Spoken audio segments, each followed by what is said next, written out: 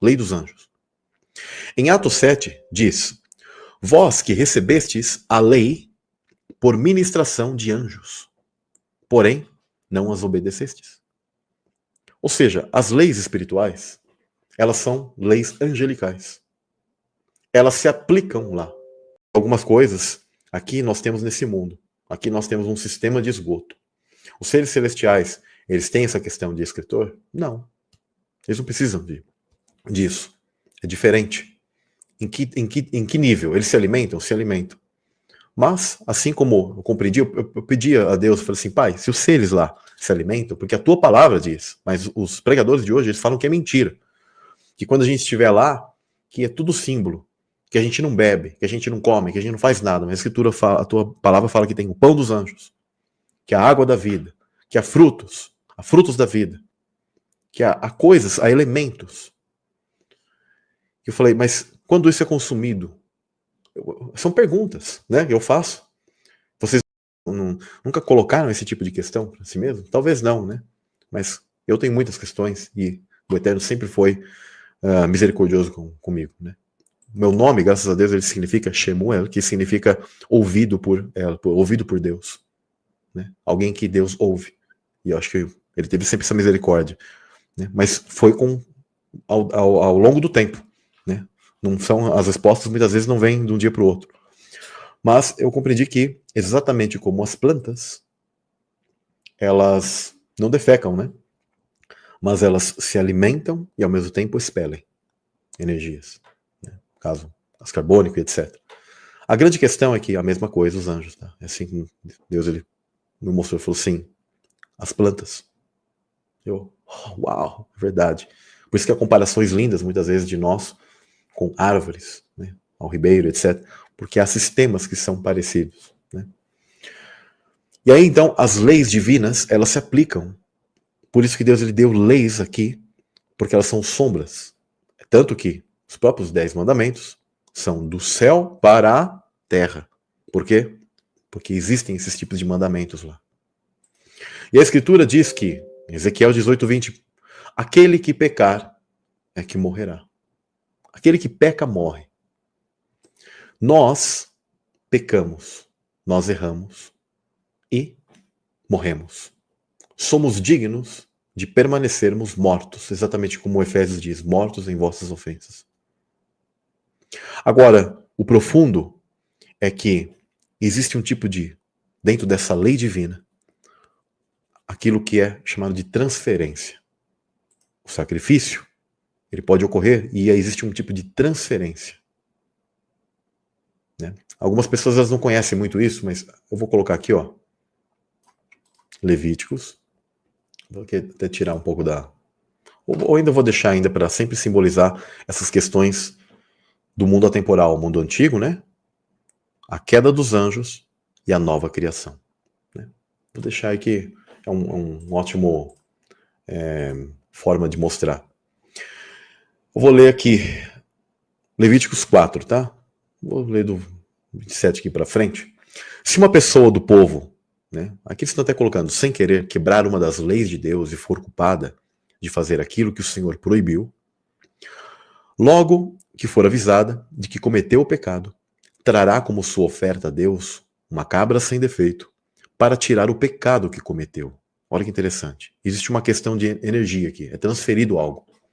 A pessoa porá a mão na cabeça do animal e o matará no lado do norte do altar. Samuel, por que norte do altar? Todas as coisas têm um símbolo espiritual. O norte, pessoal, ele está ligado ao Monte Santo que Deus estava, onde Ezequiel confirma que ele queria se assentar, né? E Isaías também mostra isso, a queda de Satanás, no monte, no trono do norte. O norte é esse centro das regiões celestiais. Por isso que o ser será morto no norte do altar. Porque quando houve essa rebelião, Satanás e seus anjos foram banidos. Eles buscaram se voltar como um grande exército contra o Eterno e o sentido dele colocar uma nova criação, novos céus e nova terra e nos recolocar nisso. E aí, para que isso fosse autorizado, Satanás ele acusa de que nós devemos permanecermos mortos e que somos dele, ou que devemos ter o mesmo destino que ele, sendo que, na verdade, a nós é proposto, e será proposto o quê? Uma prova e o arrependimento. Samuel, por que a Satanás e os anjos não foram? Não foi proposto isso? Vocês acham que em nenhum momento, quando esses seres começaram a se rebelar contra Deus, Deus nunca os exortou? Nunca propôs a eles algo do tipo? É óbvio que sim. O eterno é amor. Mas esses seres são tão maus que eles selaram o caminho deles. Eles selaram tudo que eles queriam fazer contra o Pai. Inclusive, entendendo sobre essas questões que muitas coisas da Bíblia, elas são histórias, são colocadas como uma forma de sombras do mundo espiritual. Vale lembrar que, inclusive, até o tipo de humilhação, de coisas que ocorrem ali nos textos bíblicos, elas muitas vezes podem apontar para padrões que Deus ele não à toa deixou e permitiu que esses textos que são fortes ficassem ali. Um exemplo aqui, Davi, em dado momento que ele está em conflito com seu próprio filho, esse filho toma as esposas de Davi, né, como uma forma de humilhá-lo e fica com essas esposas na frente do povo, como uma forma de querer humilhar Davi.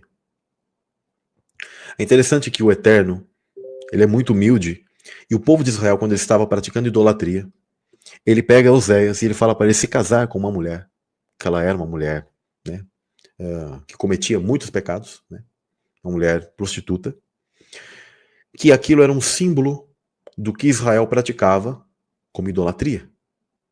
E é tão interessante que nós somos o templo da rua, do Espírito Santo, porque é ela que vai fazer com que você venha a nascer de novo, nascer da água e do Espírito, da rua. E, inclusive, esse nascer de novo, né?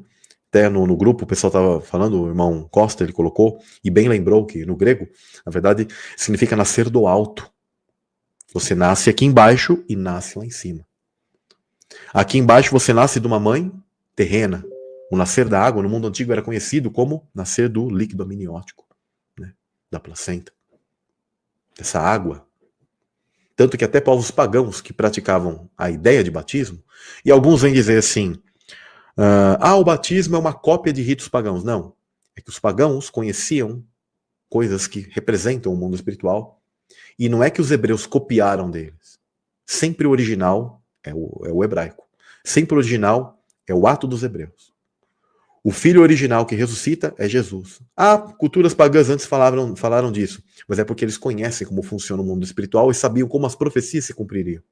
Por isso que eles imitavam com falsos cristos, com falsos messias, com falsos ungidos, né, que nasciam, como Tamuz, etc., como o mito de Baal, que ele também se levanta das profundezas e ressuscita. Vocês sabiam que existe um monte desses mitos em várias culturas? Sim. Mas Jesus ele é cópia? Não. É porque eles querem reproduzir. Lembra que eles sempre corrompem? Eles sempre pegam aquilo que é verdadeiro e corrompem? No canal que eu sou perseguido porque eu falo que a escritura ela é embebida no conhecimento que eles chamam de Kabbalah, sendo que, na verdade, esses seres eles corromperam isso. E aí o pessoal pensa que Kabbalah é um bruxo, um judeu com uma barbona, né, toda despenteada, e uma cartola fazendo magia negra. E não é isso, gente. Se for isso, a escritura ela está embebida. Eu já provei muitas vezes para vocês que ela possui conhecimentos cabalísticos. Existem códigos, várias coisas, gemátria. Tem o código Atbash, que eu já mostrei para vocês que estavam, né, no outro Telegram, mas não está mais com vocês. Aquilo já mostra e prova irrefutavelmente que os escritores da Bíblia eles eram cabalistas. Jesus era o maior cabalista, o mestre da cabala. Mas foi corrompido. E não tem nada a ver com essa cabala de Madonna ou alguma coisa do tipo. Né? Mas fazer o quê? O pessoal não entende, o pessoal é limitado, é como se tivesse um cabresto, né? E é como a Bíblia fala, mesmo que você mostre para ele, de mostrar essas coisas. Essa live aqui tem um monte de coisa que talvez nunca os pastores falariam, nunca outras pessoas iriam dizer, mas eu estou colocando aqui como uma última live para abrir para vocês, né? Que, como eu disse, isso será encerrado. Não vou dar mais pérola a um bando de porcos. Né? E a grande questão é que, compreendendo isso, olha, era transferido um pecado. Então há uma lei em que algo poderia ser transferido a um inocente pelo culpado. E Satanás, como conhecedor dessa lei divina, ele colocou, eles são meus. Lembra que ele é sempre chamado de acusador? Acusador do quê? Porque ele está pegando, ele era um machinho antigo, ele está pegando a própria lei do Eterno e colocando na parede, falando assim, ó, eles são meus. E aí é quando entra o cordeiro morto antes da fundação do mundo. Assim, não, eu vou colocá-los num plano da humanidade. Eu dou minha vida. Por isso que é literal, ele foi morto antes da fundação do mundo. Literal. E eu entendo que essa morte espiritual que ele tem lá, ela está conectada completamente com o ato da cruz, no mundo atemporal, o espaço-tempo. Mas a grande questão é que ele é morto aqui naquele momento. E é quando entra aquele grande caos e o Eterno, ele explode tudo. E a grande questão é que ele recria. É aquele mundo em caos. E esses seres são banidos de... Essa guerra ela vai ter um tipo de continuidade, onde a justiça, Deus está dando um tempo para que a justiça seja feita. Nós estamos aqui nascendo. E a grande questão é que alguns falam assim, mas se Deus ele sabe todas as coisas, ele pode escolher não saber coisas? Ele pode escolher não saber coisas. Por quê? Negar que Deus ele pode em algum momento deixar de usar a onisciência é negar a onipotência dele, porque se ele não tem então poder para isso, né? Ele tem poder para o que ele quiser. E a grande questão não é nem só se ele usa da onisciência e onipotência. Ele não está usando de toda a onipotência dele, porque, como eu já disse para muitas vezes, se ele usasse de todo o seu poder, como que os seres conseguiriam sobreviver diante de toda a potência e poder do Altíssimo? Nem tem como. É um ser que ele mesmo se autolimitou, ele escolheu isso. E a grande questão é que nós estamos aqui para entendermos nossas escolhas. Deus ele pode ver o futuro, passado, presente, não existe isso. Tudo isso está dentro dele, está limitado. E ele está além disso.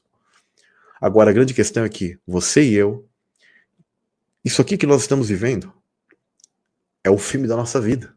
É a amostra moral de quem é você, de quem sou eu. Quando você tiver o último suspiro, quando eu der meu último suspiro, há um julgamento traçado ali. Viu? Essa foi a sua vida. Isso mostrou se você poderia se arrepender ou não. Se você tem arrependimento ou não.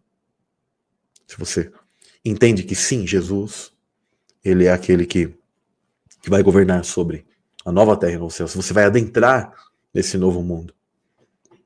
Essa é a grande questão. Então é interessante que, olha só, voltando aqui em Levítico 4, a pessoa porá a mão na cabeça do animal e o matará no lado do norte, onde são mortos os animais e são queimados em sacrifício. Então, o pecado que a pessoa ela comete, ela passa para aquele ser. É interessante que Jesus ele é o sacrifício, e ele após ser o sacrifício, ele está conectado a ser o sacerdote, o sumo sacerdote, o maior de todos os sacerdotes. É interessante que ele é o sacrifício e o sacerdote ao mesmo tempo, né? Porque ele é esse. Então ele fez esse ato, ele comprou, ele pagou um preço da tua existência agora aqui. Onde você pode o quê? Chegar a um arrependimento. Por isso que a Escritura já fala que todos nós já fomos destituídos e estamos em pecado. E quando a Escritura fala de pecado, não estou falando do pecado moral de Adão. Lá, a Escritura lá fala do pecado de natureza. Mas você já tem um pecado seu, nato. De onde vem isso? Da tua falha lá. Você já está em falta. Você já nasce em falta. Do contrário, se isso que eu estou dizendo não for correto, porque inclusive, na mesma parte que diz aquele que pecar morrerá, que é Ezequiel 18, 20, diz, o filho não levará a culpa do pai, nem o pai levará a culpa do filho. A justiça do justo lhe será acreditada e a impiedade do ímpio lhe será cobrada. Ou seja, se você acha que você está aqui por causa de um casal que você nunca conheceu há 6.000 anos atrás, e você nasce aqui em pecado, e você é obrigado agora a escolher entre bem e mal, realmente essa mensagem, ela está errada. E isso é o que o sistema religioso apregou. Quando não pioram com o calvinismo, que eles pegaram a ideia da predestinação, que você está falando da tua pré-existência, e como eles não sabem sobre a pré-existência, eles acham que aquilo é um tipo de programação que Deus colocou. E ele acha que ele te predestina a já nascer salvo, sendo que, na verdade, ele está te destinando a um caminho, a um local, que é nascer neste mundo. E aqui você vai ter que o quê? Escolher, se arrepender. Ou você é salvo ou não. Ou você escolhe o bem ou o mal. É isso que te propõe a vida e a morte. Então você não está aqui por causa de um casal que você nunca viu. Adão e Eva, inclusive, tem uma representação espiritual de você e eu, de erros que nós cometemos. A grande questão é que nós estamos aqui porque Jesus comprou e você já está em falta. Só que agora, dependendo do teu arrependimento, tua humildade, você fala assim, não, Pai, me perdoa. Eu reconheço que eu sou pecador. E eu aqui, neste mundo, você interage com coisas que são sombras do mundo espiritual. Você come, você se casa, você trabalha, você adquire informações. Mas aqui é uma luta, há uma dificuldade, porque é um tipo de prova. A vida é uma prova. E eu agradeço demais a Deus por esse privilégio de nascer aqui, para a gente nascer de novo, de cima, nascer do alto.